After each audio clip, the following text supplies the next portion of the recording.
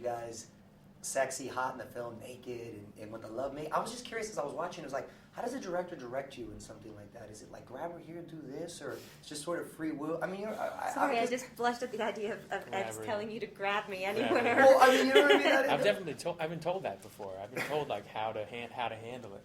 Sometimes. Does that emasculate you on any level? You know, I mean, like I guess it depends on. You don't always get to see the angle that they're shooting in, so you have to do it the way they want to do it. But, so how did it work out in this case, Jay?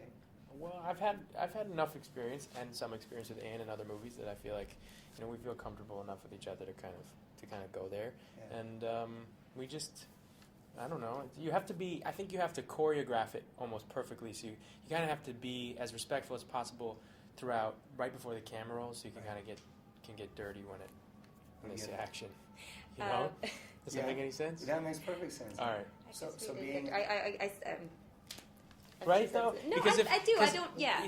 I think women tend to be objectified like a whole lot more, and so knowing that you're working with a woman, you have to be able to say, "You're safe here with me. Like I'm not going to do anything that's going to make you feel uncomfortable. Yeah. Like we're going to do this. We're going to move that way. We're going to whatever." And then kind of have to let go when it comes down to shooting it, because it's like jumping off. It literally feels like jumping off a cliff. Don't you feel? It's like you're like, okay, we're like naked awkwardly with this person in bed, and we're wearing, and let's just. And now we have to sell love and attraction and chemistry and all these things. And orgasms. What we you know what I mean? I know what you mean. How do you sell that?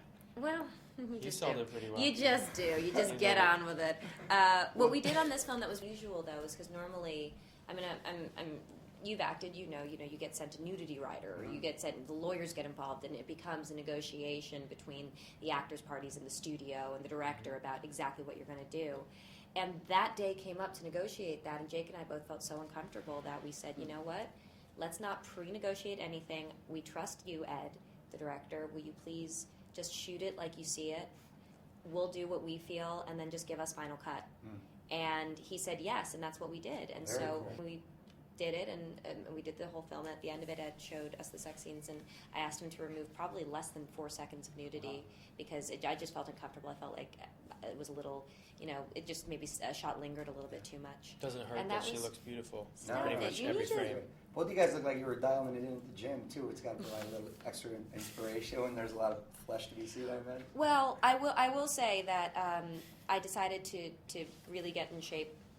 I had wanted to get in shape just anyway because of the idea. However, I had to be respectful of the reality of what Parkinson's meds do to your body. And Parkinson's meds and Parkinson's disease actually keep you quite trim and fit, both the symptoms and the medication. And if the medication had required, if the results of the meds were that you gained weight, I would have had to do that too. So as a result, it was, don't get me wrong, I was happy that I got to work out and kind of, appeal to my own vanity a little bit. So you're obviously doing the research for your role. How much Viagra did you have to take before you knew the full effects of the drug? Each bottle has about, 20, 25 pills or something like that in that say.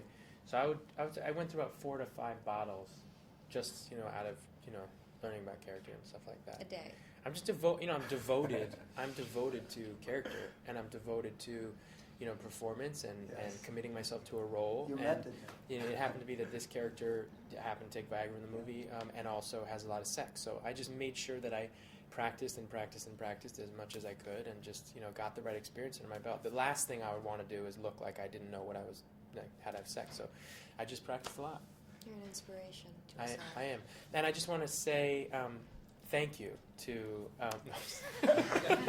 That was great. I remember about that in the Vogue article, which is beautiful, by the way. Thank you very much. She does look beautiful in that. Yeah, no, hot. I know. It's rare. But you said you cried all the time after the sex scenes, and I'm thinking, what did you do? No. I think that this is a misconception. I didn't say that I cried after the sex scenes. I said I cried every day on set. Oh. It wasn't. It actually the sex what scenes did Jake do to you? were. I know. I'm sorry. Afterwards, oh my God. No, it actually didn't have anything to do with the sex scenes. It was this character messed me up a little bit. I mean, she's a girl who is terrified of the future. I mean, terrified of the future, doesn't trust anyone. And I was doing a project that, put me in a very vulnerable place in a lot of ways. I'm playing a character that's very different than who I am. And I'm playing a girl whose instinct is not to trust people. And yet I was spending time with Jake and with Ed, and I trust them so much. So my emotions were all over the place, very confused about where my center was. I didn't really have one. It's a scary thing. Yeah, well, love is a scary thing. And I think it's talked about a lot all over the place. We use it everywhere. You can find it on greeting cards and whatever. But ultimately, when it comes down to actually being, asked to love someone or to be loved by someone, I think it's terrifying. Let's end it with a little rapid fire love quiz here. This is real life again. Okay. So just fill in the blank. If you do better than Quizzes the freak me out. I get blank when I'm in love. hungry. No, actually, I lose my appetite. Yeah. You get skinny, huh? Yeah. I really. I get thirsty. Thirsty. Okay. All-time favorite love song? All-time favorite love Whoa. song?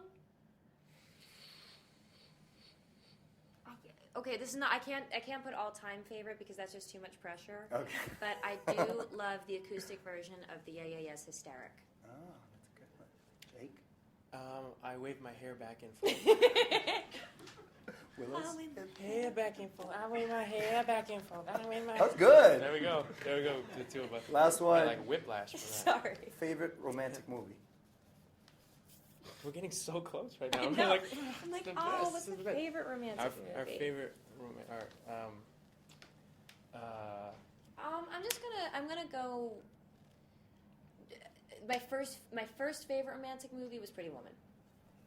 I loved it. I didn't quite understand that she was a hooker, Yeah. but it was romantic. Still charming. I'm gonna go with The Land Before Time. I'm There it is. gonna go with. I was a debate between that and Dune, but I'm gonna go with A Land Before Time. I'd have to say either When Harry Met Sally or Soul Plane. I'm actually gonna go with Jerry Maguire. I think that's pretty Nice. romantic in the end. Don't you Jerry think? Maguire is so good. It is good. Gosh, it's good. I mean, I think, yeah, I'm gonna go with that. That's a good one. No, I'm going with Land Before Time. Time before time Yeah, it is. that's it. That's Quiz it. is over. You It guys was are either great, that man. or Madagascar, is what I was actually really going to say. And I'm actually going with Land Before Time. There's something about dinosaurs.